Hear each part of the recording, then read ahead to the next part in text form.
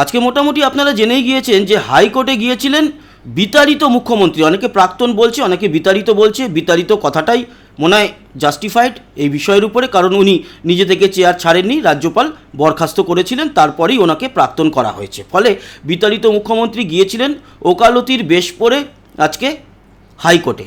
সেখানে একটি জনস্বার্থ মামলায় তিনি লড়েন। আপনাদের জানি রাখি, এর আগে সুপ্রিম কোর্টে কিন্তু তিনি একবার গিয়েছিলেন, লড়াই করেছিলেন এসআইআরের ব্যাপারে বা এসআইআর মামলায়। কিন্তু সেখানে তিনি একজন সাধারণ মানুষ হিসাবে সওয়াল করেছিলেন, যেটা আমাদের সংবিধান অধিকার দিয়েছে, উকিল হিসাবে নয়। কিন্তু অ্যাজ এ অ্যাডভোকেট তিনি আবারও হাইকোর্টে গেলেন, যদিও এর আগে হাইকোর্টে উনি আগে মামলা লড়েননি, যতই উনি উকিল হন না কেন, এরকমটাই জানি। যদি ভুল হই আমাকে কেউ কারেক্ট করে দেবেন কমেন্ট বক্সে। কিন্তু ব্যাপারটা এখানে শেষ নয়। মামলায় কি হলো?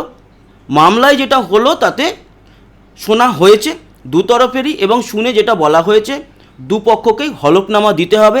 পরবর্তী শুনানি হবে 5 সপ্তাহ পরে।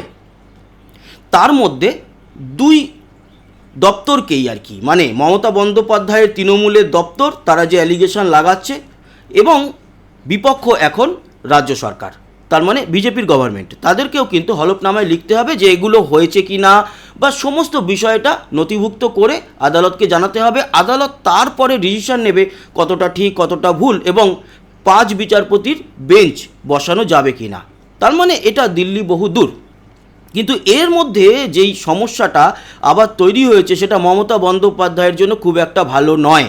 বিষয়টা কি জানেন? এবার bar council of India notification জারি করেছে যে অবিলম্বে পশ্চিমবঙ্গের যে বার কাউন্সিল আছে তারা জানাবে যে মমতা বন্দ্যোপাধ্যায় কত সালে কবে নাগাদ নিজের নাম অন্তর্ভুক্ত করেছিলেন, তার এনরোলমেন্ট নম্বর কত, এবং মুখ্যমন্ত্রীর দায়িত্ব পাওয়ার পর তিনি কি সাসপেনশন অফ প্র্যাকটিস জমা দিয়েছিলেন।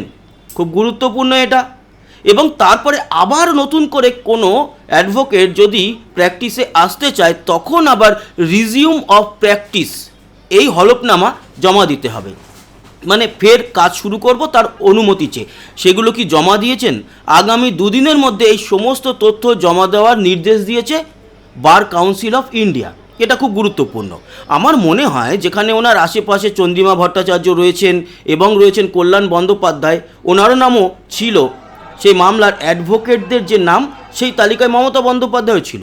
তবে মমতা বন্দ্যোপাধ্যায় কি এতটা ভুল করবেন জানা নেই, কারণ কল্যাণ বন্দ্যোপাধ্যায়, চন্দ্রিমা ভট্টাচার্য ওনারা নিশ্চয়ই কারেক্ট করে দেবেন। এছাড়াও ওই দলে অনেক উকিল রয়েছেন, নিশ্চয়ই কারেক্ট করে দিয়েছেন। কিন্তু যদি কারেক্ট করে না দিয়ে থাকেন, এবং এই যে বিষয়টার উপরে বার কাউন্সিল অফ ইন্ডিয়া জানতে চেয়েছে এবং এর যদি সঠিক জবাব না পায়, তাহলে কিন্তু আবার একটি বড় মামলায় ফাঁসতে চলেছেন মমতা বন্দ্যোপাধ্যায়।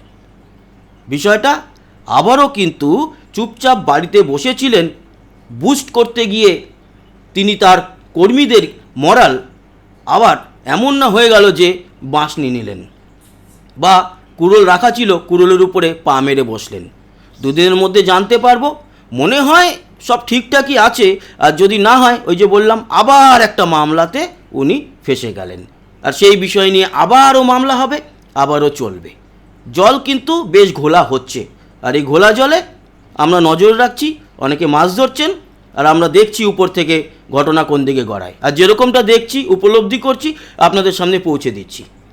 তো বন্ধুরা, এই ছিল ইনফরমেশন এই মুহূর্তের। সবাই ভালো থাকবেন, সুস্থ থাকবেন। আবারও অন্যান্য ভিডিও নিয়ে আলোচনা করব। ততক্ষণের মতো টাটা।